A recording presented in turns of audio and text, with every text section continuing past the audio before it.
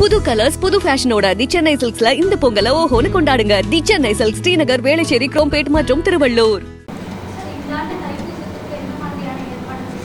சிறப்பான ஏற்பாடுகள் தைப்பூசத்திற்கு ஏற்கனவே துறையுடைய செயலாளர், ஆணையாளர் அவர்களுடைய தலைமையில் வெகு விமர்சையாக நடப்பதற்கு ஏற்பாடு செய்யப்பட்டிருக்கின்றது.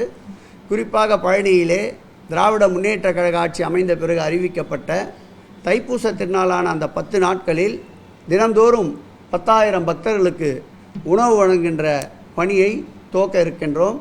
தைப்பூசத்திற்கு தேவையான கூடுதலான பணியாளர்களை நியமித்து, அதேபோல் மற்ற திருக்கோயிலில் இருக்கின்ற பணிசுமை இல்லாத இணை ஆணையாளர்களை பழனிக்கு சிறப்பு அலுவலராக நியமித்து, அதேபோல் காவல்துறையிடமும் கலந்தாலோசனை கூட்டம் நடைபெற்றிருக்கின்றது.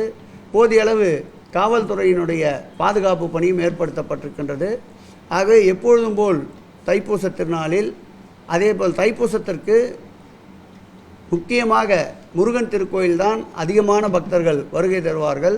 ஆகவே குறிப்பிட்டு கூறுகின்ற அந்த 6 திருக்கோயிலுடைய இணை ஆணையாளர்களையும் தற்போது இங்கே வர வைத்திருக்கின்றோம்.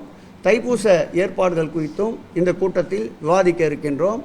திருவிழாக்களை பொறுத்தளவில் மாண்புமிகு தமிழக முதல்வர்கள் பொறுப்பேற்ற பிறகு திருவிழாக்கு முன்கூட்டியே ஆய்வுக் கூட்டங்களை நடத்தி சம்பந்தப்பட்ட துறை அதிகாரிகள் மற்றும் காவல்துறை, வருவாய்த்துறை, தீயணைப்புத்துறை, அதேபோல் மருத்துவத்துறை போன்ற அனைத்து துறைகளையும் ஒருங்கிணைத்து ஆய்வுக் கூட்டங்களை நடத்தி கூடுகின்ற பக்தர்களுடைய எண்ணிக்கை போல் சிறப்பு பேருந்துகளை ஏற்பாடு செய்து, அதேபோல் வருகின்ற பேருந்துகளை நிறுத்துவதற்கு சிறப்பு பேருந்து தற்காலிக முனையத்தை ஏற்படுத்தி பக்தர்களுக்கு எல்லா வகையிலேயும் உதவியாக இருந்து இந்த இந்து சமய அறநிலையத்துறை செயல்படுவதால் தான் சமீபத்தில் கூட பார்த்தசாரதி திருக்கோயிலில் கடந்த ஆண்டு 50,000 பக்தர்கள் வந்த நிலையில் இந்த ஆண்டு அதிக பக்தர்கள் வருவார்கள் என்று திட்டமிட்டு 73,000 பக்தர்கள் வந்த நிலையிலேயும் ஒரு சிறு அசம்பாவிதம் கூட இல்லாமல் பக்தர்கள் அனைவரும் விரைவாக தரிசனம் நடைபெற்றது என்று மகிழ்ச்சியை பகிர்ந்து கொள்ளுகின்ற அளவிற்கு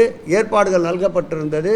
குறிப்பாக பார்த்தசாரதி கோயிலே காலை 6 மணியிலிருந்து முழுமையாக சிறப்பு கட்டணம் ரத்து செய்யப்பட்டு பொதுமக்கள் பொது தரிசனத்தில் மகிழ்ச்சியோடு குறைந்த நேர அளவிலேயே இறை தரிசனம் செய்து இந்து சமய அறநிலையத்துறைக்கும் மாண்புமிகு தமிழக முதல்வருக்கும் மகிழ்ச்சியையும் நன்றியும் தெரிவித்தார்கள். அந்த வகையில் தைப்பூசத்தையும் சிறப்பாக கொண்டாடுவோம்.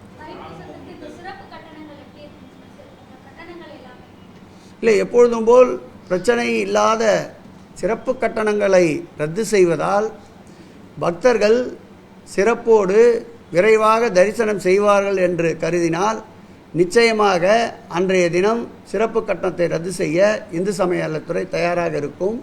இன்றைய கூட்டத்திற்கு பிறகு அந்த முடிவுகளை மேற்கொள்ளுவோம். புரியல, என்னது? அது குறித்து தான் இன்றைக்கு ஆலோசிக்க இருக்கின்றோம். எங்கெல்லாம் தேவைப்படுகிறதோ அங்கே நிச்சயமாக பக்தர்களுடைய நலனை கருதி இந்து சமய அறநிலையத்துறை மாண்புமிகு முதலமைச்சர் அவர்கள் அனுமதியோடு முடிவெடுக்கும்.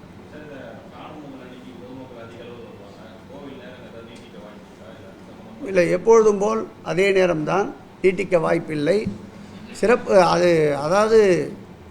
அது போன்ற அதிகமாக பக்தர்கள் வருகின்ற நாட்களை கணக்கிட்டு அதற்கேற்றாற்போல் திருக்கோயில் பணியாளர்களையும் காவல்துறை உதவியோடு வரிசையை ஒழுங்குபடுத்தி விரைவு தரிசனம் செய்வதற்குண்டான முயற்சிகளை மேற்கொள்வோம்.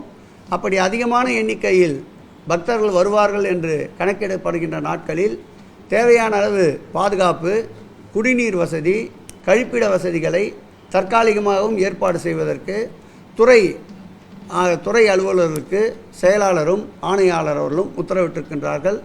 ஆகவே சிறப்பு நாட்களில், விடுமுறை நாட்களில் அதிகமான அளவிற்கு பக்தர்கள் வருகின்ற பொழுது அவர்களுக்கு கேட்டாற்போல் அனைத்து வசதிகளும் செய்து தர முன்னேற்பாடுகளை எப்பொழுதும் இந்து சமய அறநிலையத்துறை மேற்கொள்வது போல் இந்த ஆண்டும் மேற்கொள்ளும்.